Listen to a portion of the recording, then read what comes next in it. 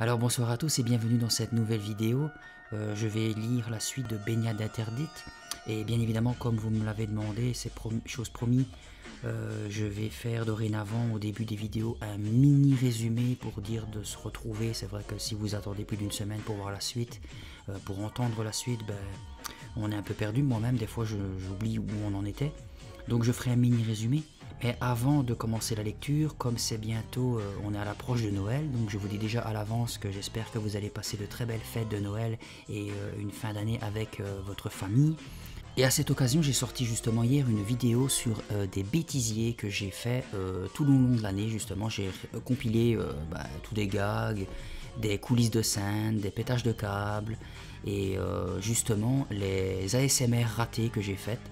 Où je bafouillais, où je disais des bêtises et autres. Et tout ça donc dans une seule vidéo, c'est des bêtisiers que j'ai voulu faire pour faire plaisir aux gens. Donc n'hésitez surtout pas à y aller faire un tour, j'espère que ça vous plaira. Et justement cette occasion, comme justement c'est du brut, hein, oui il y a du montage, des animations et autres, mais comme c'est du brut, je n'ai pas censuré certains gros mots de quand j'ai très peur ou quand je suis en colère. Donc je préfère vous prévenir, s'il y a des enfants de bas âge, évitez d'aller voir la chaîne. Donc s'il y a des parents qui me regardent, comme je pense à Céline, ne faites pas voir votre enfant sur cette vidéo là en tout cas. Bon ben je vous remercie d'avance si vous vous abonnez à ma chaîne principale. Maintenant je vais vous lire un petit résumé de où on en était de Baignade interdite. Donc si vous vous rappelez, on y suivait l'histoire de deux enfants, Sarah et Billy. Billy qui rêvait d'aventure et Sarah qui était plutôt sage car elle ne croyait pas à tout ce qui était surnaturel. Ils étaient avec leur oncle sur son bateau et Billy qui n'en faisait qu'à sa tête voulait faire la course pour aller jusqu'au bateau, mais prenant un petit raccourci, on va dire, il s'est blessé si je dis pas de bêtises et il a senti comme des doigts qui le touchaient à la jambe. Il se demandait justement si c'était le monstre marin qui était de retour. Non. Le frôlement n'avait rien à voir avec l'emprise des tentacules. Alors, cette fois, il s'agit sûrement d'algues, pensais-je, pour me rassurer. Néanmoins, j'accélérai l'allure jusqu'à ce que j'atteigne la Cassandra. Alexander Dubraul, l'assistant de Dr G, m'aida à monter à bord. J'ai entendu des cris, dit-il. Tout va bien ?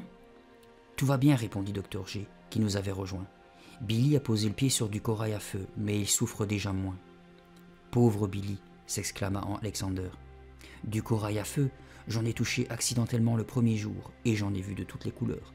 Je m'en souviens encore. Tu es sûr que ça va, mon petit vieux ? Je fis signe que oui. Ça va mieux, mais il m'est arrivé bien pire. Un monstre marin a failli me dévorer. Ça n'existe pas, se remit à chanter Sarah. J'insistais. Je l'ai vraiment vu. Il ne me croit pas, mais il était bien dans le lagon. Une chose énorme, verdâtre, et Alexander sourit en adressant un clin d'œil à Sarah. Si tu le dis, Billy. J'eus drôlement envie de lui flanquer ma main sur la figure. Il croit vraiment tout savoir, ces étudiants en sciences, alors qu'en réalité ils ne connaissent pas grand-chose. Alexander a juste 20 ans, mais contrairement à Dr G, il n'a pas l'air d'un scientifique. Il ressemble plutôt à un joueur de foot. Il est très grand, environ 1,90 m et très musclé. Il a d'épais cheveux blonds et bouclés. Quand il rit, des rides se forment au coin de ses yeux bleus. Ses épaules sont extrêmement larges et ses mains très puissantes. Il passe beaucoup de temps au soleil et il est bronzé comme un pain d'épices. « J'espère que vous avez faim, déclara-t-il. J'ai préparé des sandwichs au poulet surprise pour le déjeuner. »« Formidable !» lança Sarah en roulant des yeux. Alexander s'occupait de presque tous les repas. Il était persuadé d'être un excellent cuisinier, mais il se trompait. C'était ça l'ennui. J'allais dans ma cabine pour ôter mon maillot mouillé. En réalité, c'était une sorte de minuscule cagibi équipée d'une couchette et d'un placard. La cabine de Sarah était identique. Dr G et Alexander, eux, occupaient de véritables cabines dans lesquelles ils pouvaient même faire quelques pas. Nous prenions nos repas dans la coquerie. C'est ainsi que Dr G appelait la cuisine du bateau. Elle contenait une table et des chaises fixées au plancher, et un petit espace était prévu pour cuisiner. Il était midi et j'avais faim. Sarah était déjà installée à table, un gros sandwich posé sur une assiette devant elle. Un autre m'attendait. Nous n'étions pas tellement pressés de goûter le poulet surprise d'Alexander. La veille pour le dîner, il nous avait servi un ragoût d'épinards brûlés. Et ce matin, au petit déjeuner, nous avions eu droit à des crêpes au sarrasin plus lourdes que des briques à la sauce caillou. Je chuchotai à ma sœur. Vas-y, toi. Goûte d'abord. Non, non, non, répliqua-t-elle. À toi l'honneur, tu es l'aîné.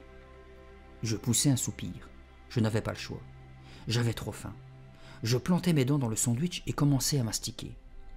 Au début, je trouvais ça pas mal. Un peu de poulet, un peu de mayonnaise, on aurait dit un véritable sandwich au poulet. Mais tout à coup, quelque chose me brûla la langue. La bouche en feu, je poussai un gémissement. Du corail à feu! Tu as mis du corail à feu dans les sandwichs, Alexander. Il éclata de rire. Mais non, c'est juste un peu de piment rouge, pour donner du goût. Tu aimes ça, Billy? Sarah repoussa son assiette.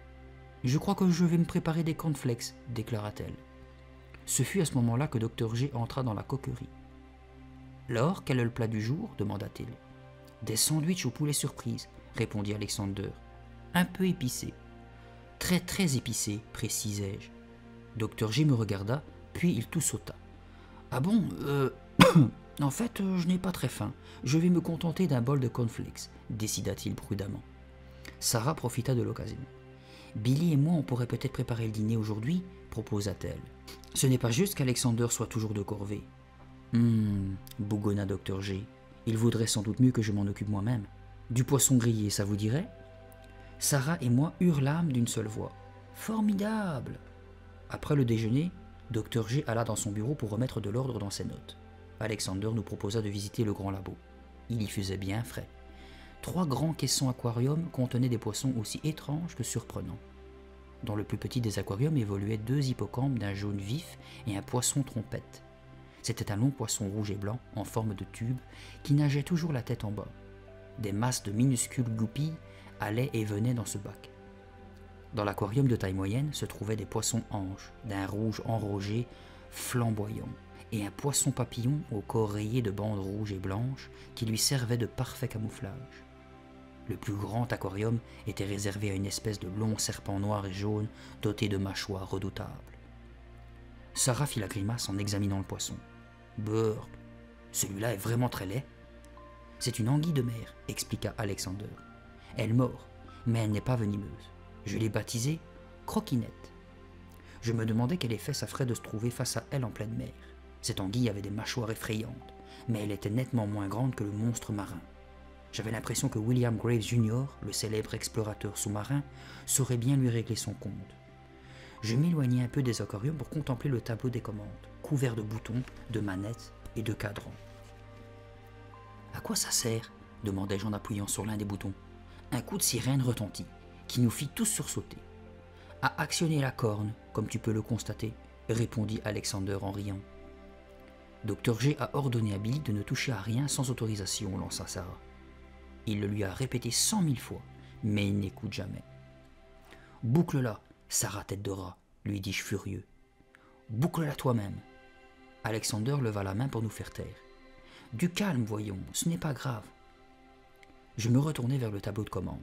Sur la plupart des cadrans, qui étaient allumés, de petits signaux rouges clignotaient sans cesse.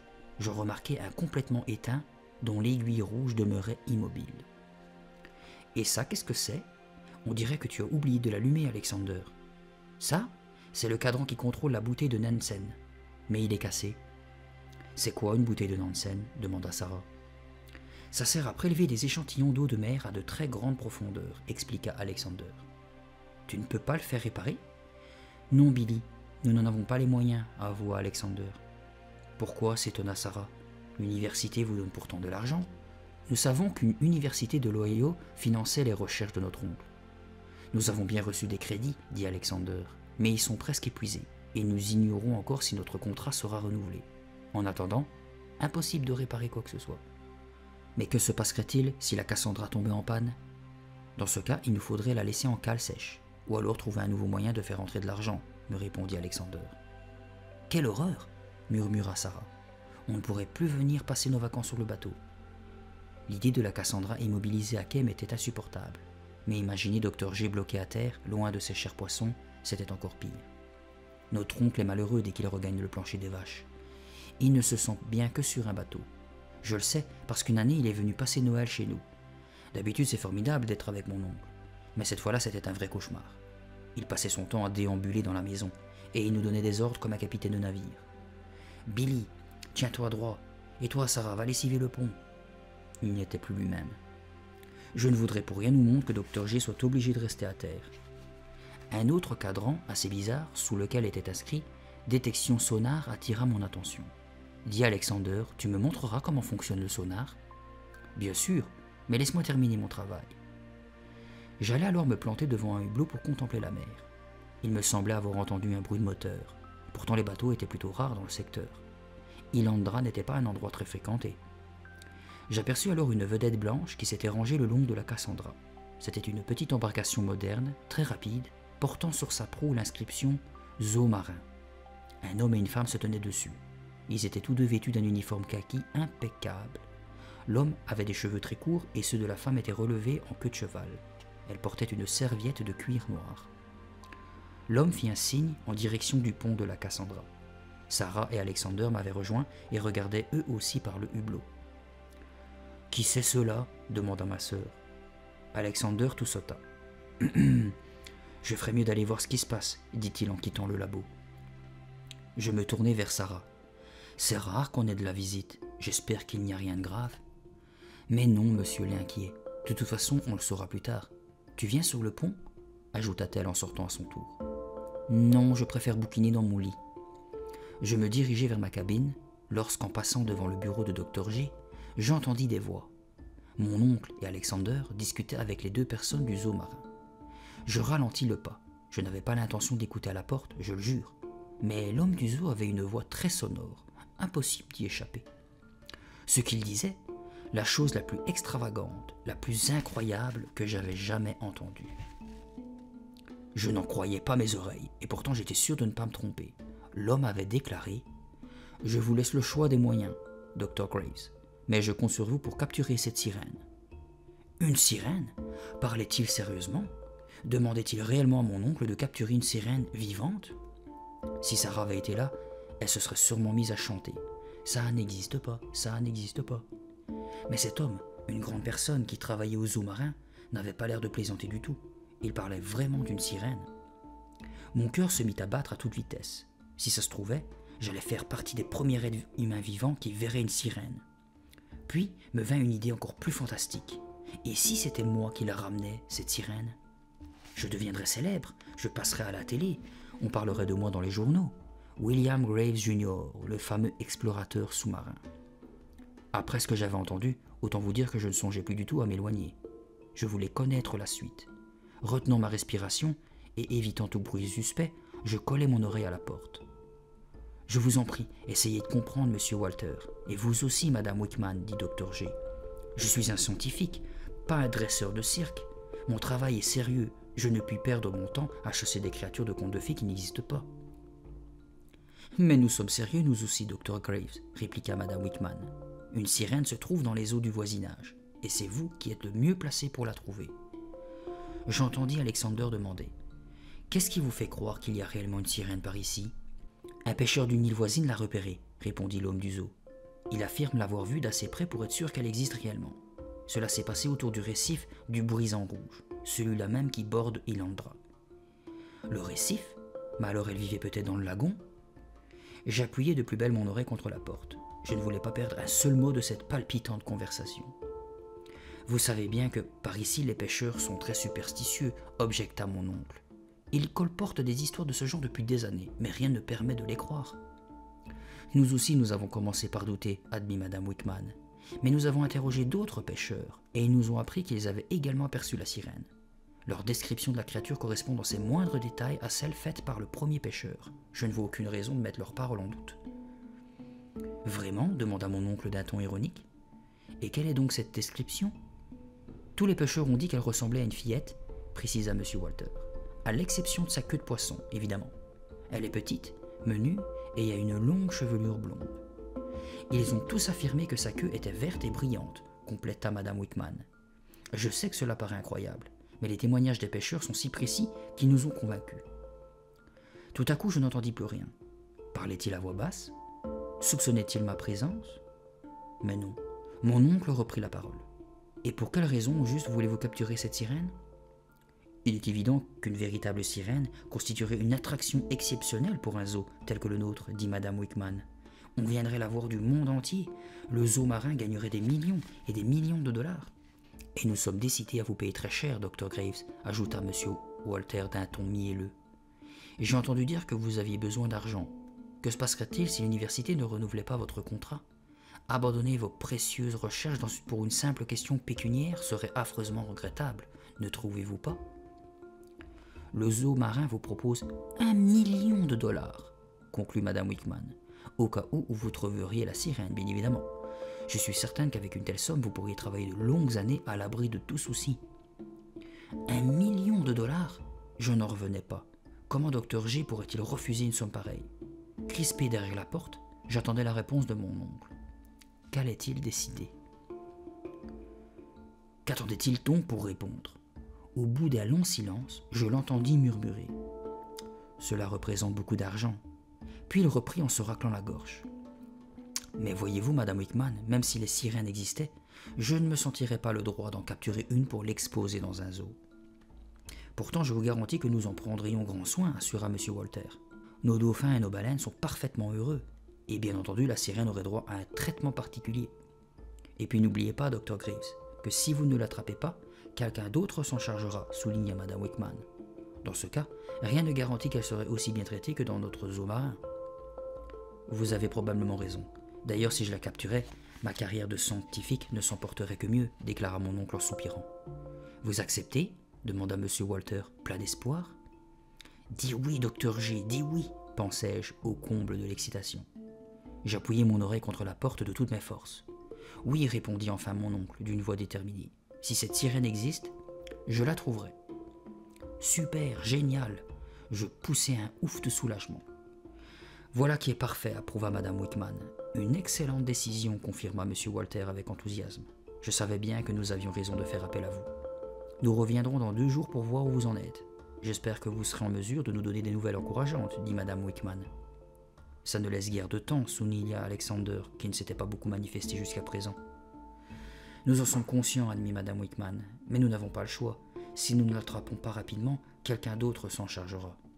Et surtout, ajouta M. Walter, surtout que tout ceci reste confidentiel. Nul ne doit entendre parler de cette sirène. Vous imaginez ce qui se passerait si... Crac! J'avais brusquement perdu l'équilibre, et pour me rattraper, je vais appuyer machinalement sur la poignée de la porte.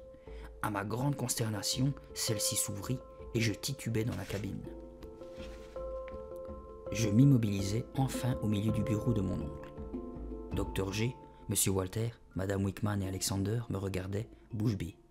Ils ne s'attendaient certainement pas à me voir débouler ainsi. Je sentis mes joues s'enflammer. Je devais être rouge comme une tomate. Tentant de prendre un air dégagé, je bredouillais. Bonjour tout le monde.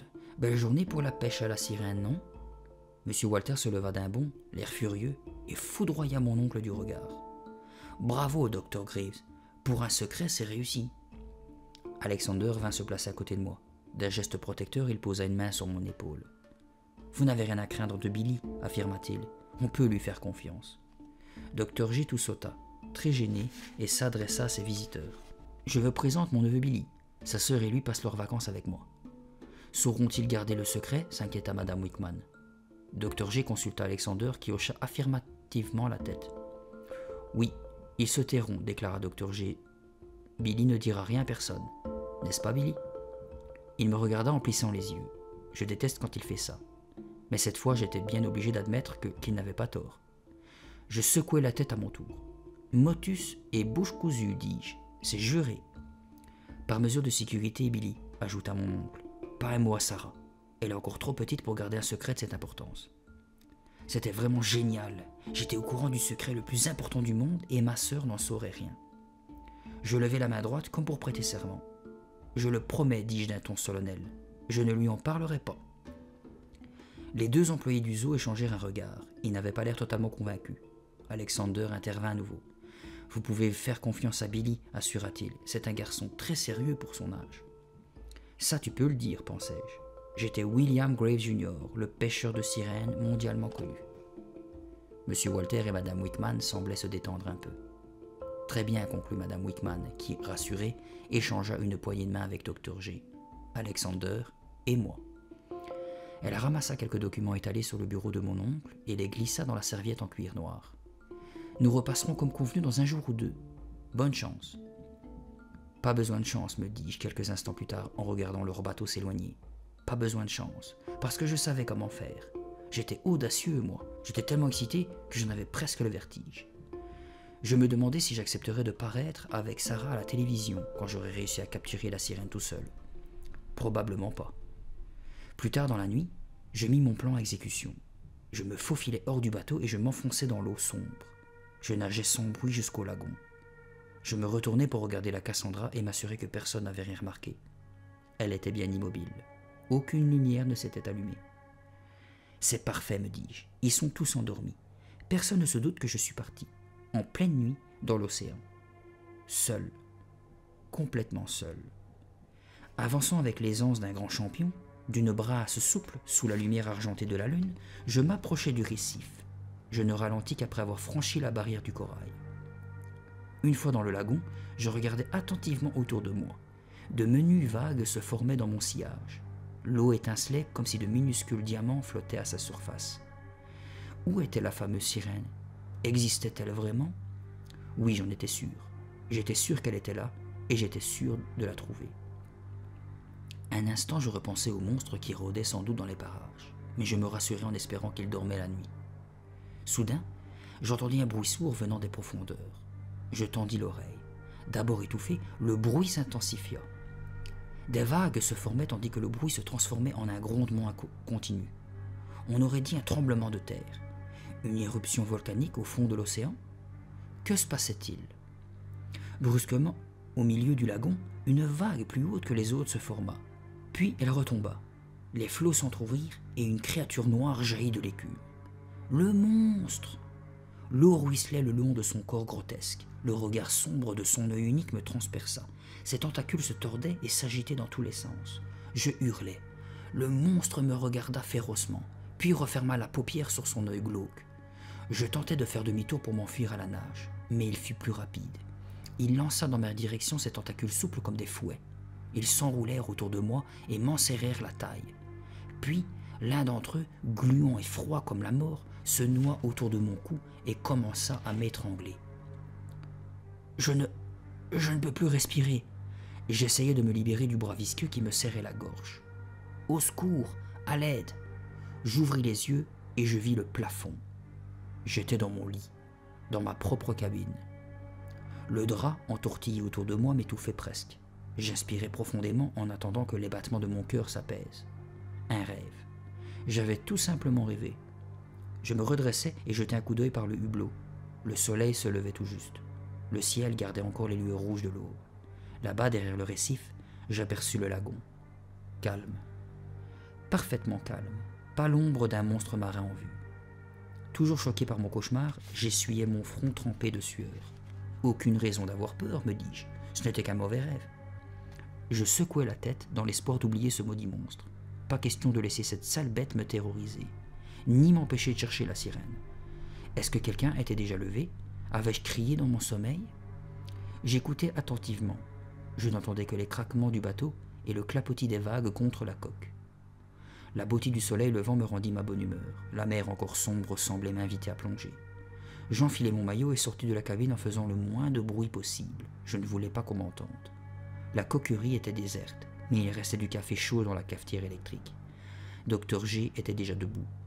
D'ailleurs, je l'entendais aller et venir dans le grand labo. Je filai dans la coursive sur la pointe des pieds, l'oreille aux aguets. Je pris mon tuba, mes palmes et mon masque, puis je montai sur le pont.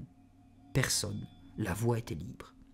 Sans un bruit, je descendis l'échelle, je me laissai glisser dans l'eau et mon tuba bien enfoncé dans la bouche, je nageais en direction du lagon. Je savais que c'était fou de s'esquiver de cette façon, mais j'en avais tellement envie. C'était si excitant. Même dans mes rêves les plus extravagants, ceux qui ont pour héros William Graves Jr., le célèbre explorateur sous-marin, je n'avais jamais osé imaginer que je verrais un jour une véritable sirène. Pendant que je nageais vers le lagon, j'essayais de me figurer à quoi elle pouvait ressembler. Selon M. Walter, elle avait l'aspect d'une fillette aux longs cheveux blonds avec une queue de poisson verte. Mi-humaine, mi-poisson. Je tentais de me représenter mes propres jambes remplacées par une queue de poisson. Je serais le nageur le plus rapide de tous les temps avec cette nageoire caudale. Pas besoin de m'entraîner pour gagner les Jeux Olympiques.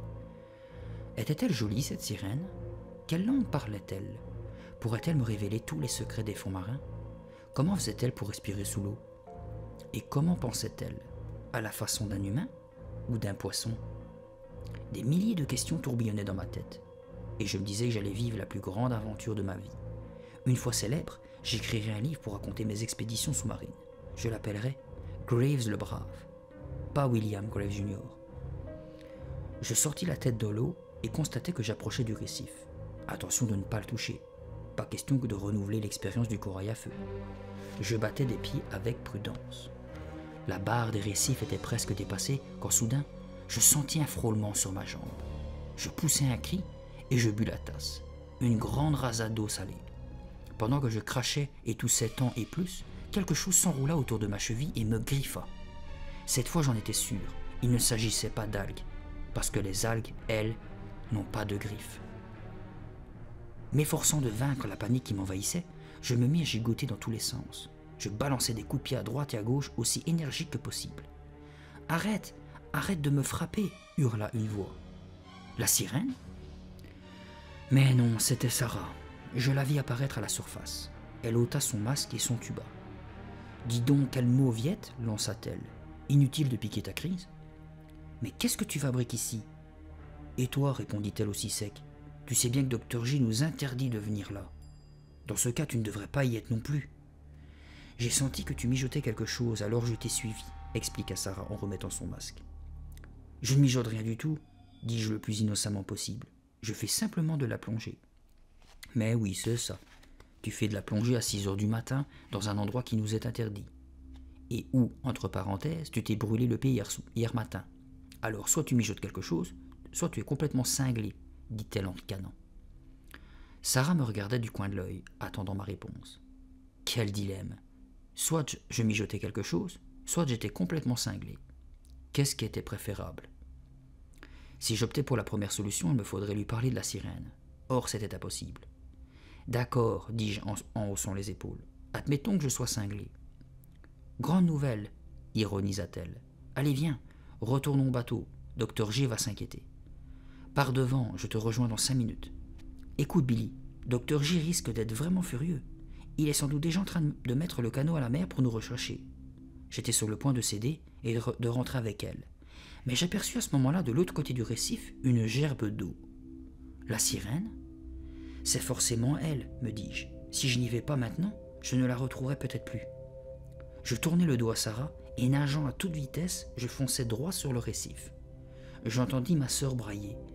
« Billy, reviens, Billy !» J'eus l'impression qu'il y avait de la panique dans sa voix, mais je n'en tins pas compte. « Billy !» brailla-t-elle de plus belle. « Billy !» Je continuai à nager. Rien ne pouvait m'arrêter. Pourtant, étant donné ce qui m'attendait, j'aurais vraiment mieux fait de l'écouter. Nageant à toute allure, je relevai la tête afin de choisir le meilleur endroit pour traverser la barre des récifs.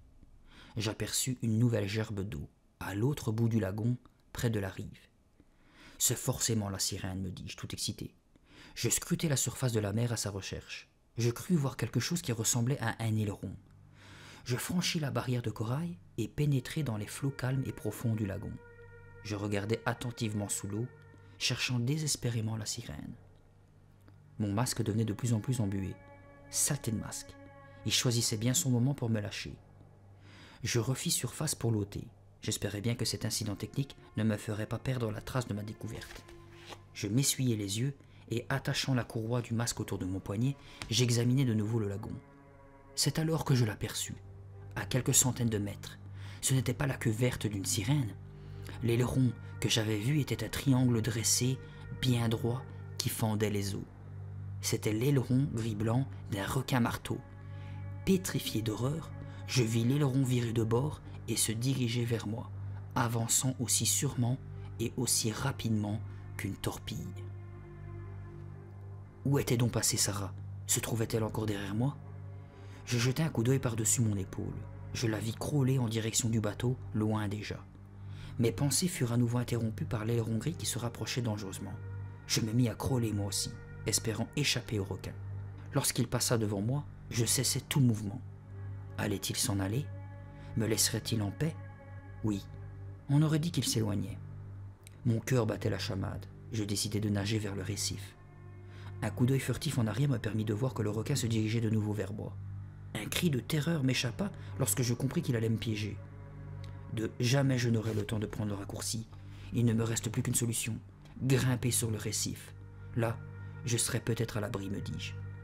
L'énorme aileron gris se rapprochait et devenait de plus en plus menaçant. Je poursuivis ma course en direction du récif. Il fallait coûte que coûte maintenir une distance entre le requin et moi. L'écart qui nous séparait se réduisait inexorablement. J'étais fait comme un rat, mais je n'avais pas l'intention d'abandonner la partie. Faire la planche en attendant de servir de petit déjeuner au squale?